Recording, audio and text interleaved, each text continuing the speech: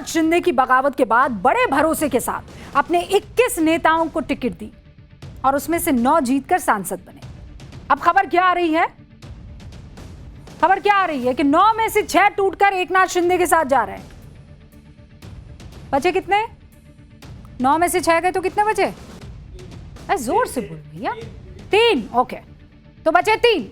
जाहिर है उद्धव ठाकरे और उनके अभी तक खास बने हुए नेता नाराज चल रहे हैं और नाराज इतने कि संजय राउत अपने शब्दों पर कंट्रोल नहीं कर पा रहे, अपने ही सांसदों को गंदी गाली दे रहे हैं, अपशब्द दे रहे हैं।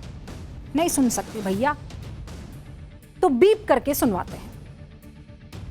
बाळासाहेब ठाकरेंनी आम्हाला मुलासारखं वाढवलं सगळ्यांना। उद्धव ठाकरेंनी आमच्यावरती सातत्यानं भावासारखं प्रेम केलं। हे कोण जातायत हे? नहीं, डोंट कट, ये कट मत करना। ये बेईमान है और बेईमानी उनके खून में है। कि लोकसभा सांसद जो हैं वो कैसे एक एक करके टूटते चले जा रहे हैं। आप ठीक करें, तब तक मैं आती हूं। टीएमसी के 20 लोकसभा सांसद टूटे हैं। कहां जा रहे हैं?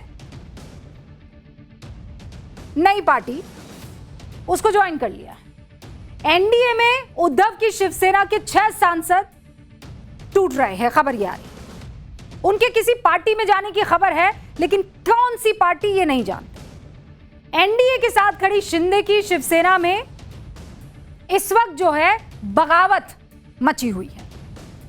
एनडीए क्या है? बीजेपी के नेतृत्व वाला गठबंधन है। मोदी सरकार के समर्थन में ये सबके सब खड़े दिखाई दे रहे हैं। जो सांसद बड़े पैमाने पर विपक्ष को छोड़कर सरकार की तरफ जाना चाहते हैं, उनका तर्क है कि सत्ता पक्ष में रहने से इलाके में कामकाज बेहतर होगा। अगर आप सत्ता में रहेंगे तो विपक्ष में सिर्फ सियासत में वक्त जाया हो रहा है, और इसीलिए अगर हम सत्ता के साथ रहेंगे तो हम जो जनता से हमारी जवाबदेही है उसका रिश्ता और मजबूत कर पाएंगे। पर क्या सिर्फ मामला इतना भर है या कहानी कुछ और है? दरअसल अभी जो मॉनसून सत्र आने वाला है, उससे पहले एक स्पेशल सत्र केंद्र सरकार ने संसद का बुलाया था। उस सत्र में महिला शक्ति विधेयक पेश किया गया। उस विधेयक के पास होने के लिए 2/3 बहुमत चाहिए था, यानी 352 उस वक्त आपको चाहिए था, और तब सरकार के पास सिर्फ 298 सांसद थे।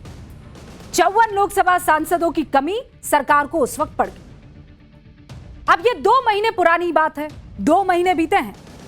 आज की तारीख में स्थिति बदलती हुई दिख रही है, और वो कैसे बदल रही है आपको समझा दूं। टीएमसी के 20 सांसद विपक्ष को छोड़कर सत्ता पक्ष की तरफ आ चुके हैं। मतलब 54 में से 20 सत्ता पक्ष में आ गए, कम पड़ गए 34। उद्धव गुट के 6 सांसदों का एनडीए में आने का जो जानकारी और जो खबर है वो इसमें और एडिशन कर रही है। तो अब इनको जोड़ेंगे तो कमी पड़ रही है 28 सांसदों की। डीएमके तब विपक्ष के साथ काले कपड़े पहनकर खड़ी हुई दिखाई दे रही थी, याद है ना आपको? काला पट्टा पहनकर आई थी, काली शर्ट पहनकर आई थी, पूरा काला ड्रेस पहनकर आई थी। आज की तारीख में डीएमके लोकसभा में कांग्रेस के बगल में बैठना तक नहीं चाहती। और डीएमके के कितने सांसद हैं? 22। अगर सरकार किसी विधेयक को अपने पाले में ले आती है तो फिर लोकसभा में 2/3 बहुमत से सरकार सिर्फ 6 सांसद दूर रह जाएगी। और इसीलिए हम कह रहे हैं ये ऑपरेशन मॉनसून सत्र है।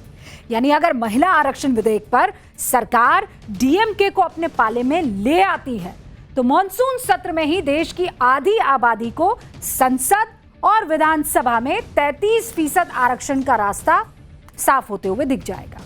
और इसी वजह से मौजूद सियासी उठापटक को हम ऑपरेशन मॉनसून सत्र कह रहे हैं। इसका इशारा भी ओम प्रकाश राजभर कर चुके हैं। फिर सुनिए।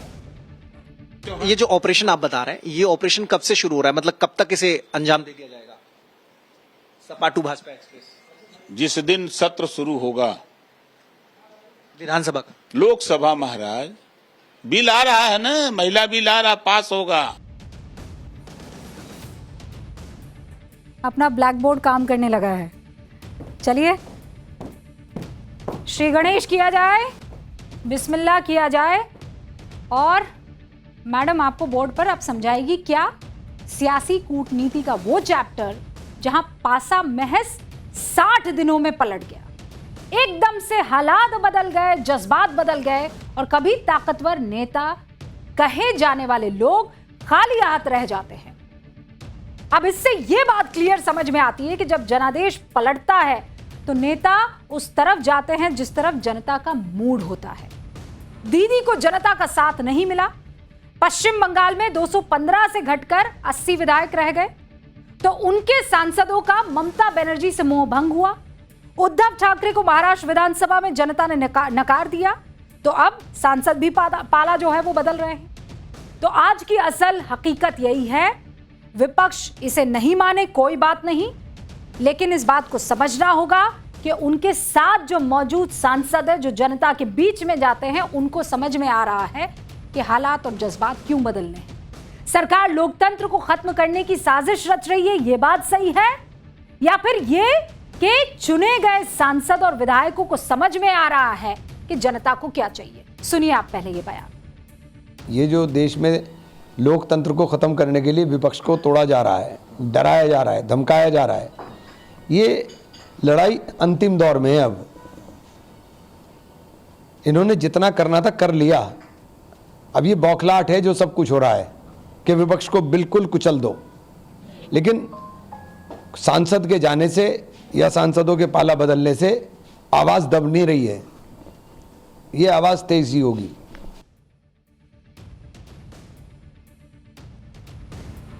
तो भैया इमरान मसूद साहब क्या कह रहे हैं? इमरान मसूद साहब कह रहे हैं कि उन्हें अपनी ही पार्टी की बात इसलिए रखनी पड़ रही है क्योंकि जो सत्ता पक्ष के लोग हैं वो साम दाम दंड सब अपना रहे हैं, संविधान विरोधी इस बात को बता रहे हैं। लेकिन इमरान साहब को शायद इतिहास नहीं पता है। कौन सी क्लास लेनी जरूरी है? हिस्ट्री की, इतिहास, ठीक है ना। इतिहास क्यों, अभी आपको समझाऊंगी मैं। इतिहास क्यों, अभी आप समझिए। 1979 में चौधरी चरण सिंह ने जनता पार्टी को तोड़कर लोकदल बनाया। इंदिरा गांधी की कांग्रेस के समर्थन में प्रधानमंत्री बने। फिर आया 1990, चंद्रशेखर ने वीपी सिंह से बगावत करके समाजवादी पार्टी बनाई और फिर राजीव गांधी की कांग्रेस के समर्थन से प्रधानमंत्री बने। 1993 में कांग्रेस सरकार के खिलाफ अविश्वास प्रस्ताव आया तो विपक्ष में बैठी जनता दल चौधरी अजीत सिंह के नेतृत्व में टूट गई। अजीत सिंह से जनता दल अजीत बनकर कांग्रेस को समर्थन किया। इसके बाद में कांग्रेस में विलय पक्का उनका हो गया। अब यह कांग्रेस ही बता सकती है कि क्या इंदिरा गांधी, राजीव गांधी, नरसिम्हा राव के वक्त भी संविधान को खत्म करने की साजिश रची गई थी, क्योंकि तब पार्टी तोड़ने वालों को कांग्रेस ने समर्थन दिया था, या यह जुमला नया नया इजाद किया गया है। हालांकि 1993 से 2026 आते आते गंगा में बहुत पानी बह गया। वो दौर क्षेत्रीय पार्टियों के उभरने का था। तब जनता कांग्रेस से ऊब कर ऑप्शन तलाश रही थी। कांग्रेस से बोर हो गई थी, जनता को एक नई पार्टी चाहिए। लेकिन अब दौर बदल गया है। कभी अपने राज्यों में ताकतवर रहने वाली स्थानीय पार्टियां आज खुद को एकजुट रखने में नाकाम हो रही है।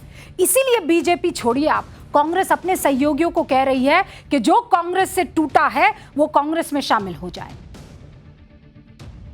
यानी उस जमाने में जो कांग्रेस से टूटी हुई पार्टियां बनकर क्षेत्रीय पार्टियां बनी, वो वापस विलय कर दे कांग्रेस में।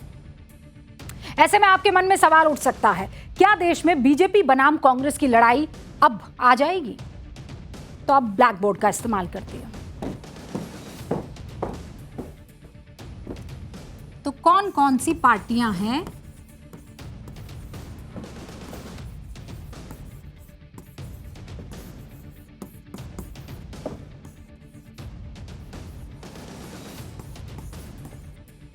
टूट रही है, ठीक है ना। पहली टीएमसी है, ठीक है। फिर है उद्धव बालासाहेब ठाकरे, ठीक है। तीसरी है एनसीपी शरद पवार वाली, ठीक है। फिर उसके बाद आप आ जाइए डीएमके। डीएमके टूटी नहीं है डीएमके, लेकिन क्या हुआ है, नई चुनौती आ गई है। क्या है, विजय वाली चुनौती। फिर आप आ जाइए जेडीयू की बात कर लेते हैं। अब जेडीयू क्यों, क्योंकि जेडीयू के पास चेहरे की कमी है, चेहरा नहीं है, ठीक है। नीतीश बाबू तो हैं, लेकिन नीतीश बाबू के बाद कौन। अब आप आ जाइए आरजेडी, लगातार हार का सामना करना पड़ रहा है, ठीक है। लालू वाला करिश्मा अभी तेजस्वी बाबू में दिखाई नहीं दे रहा है, नहीं। अब आम आदमी पार्टी, हाँ भाई 10-12 साल पुरानी पार्टी है, लेकिन क्या हुआ, सिमट गई है। कहां सिमट गई है, पंजाब तक, पंजाब, ठीक है। अब आ जाइए एक और पार्टी YSRCP। अब इसके साथ क्या दिक्कत है, इसको भी टीडीपी ने निपटा दिया है। ओडिशा में क्या हुआ आप जानते हैं, बीजेडी। अब बताइए बीजेडी, नवीन पटनायक के बाद कौन है। अब आइए आप एक और AIADMK। जयललिता के बाद एक फूट आती गई, खत्म। अब फिर कौन, फिर आ जाती है लेफ्ट, जिससे अभी मैं लिख रही हूं। किसी राज्य में इसकी सरकार नहीं बची है, केरला के बाद बताइए अब कहां। इसीलिए अब कौन कौन सी पार्टी टूट रही है वो आपके सामने पूरी की पूरी तस्वीर है। धन्यवाद ब्लैक बोर्ड बाबू, धन्यवाद। अब जरा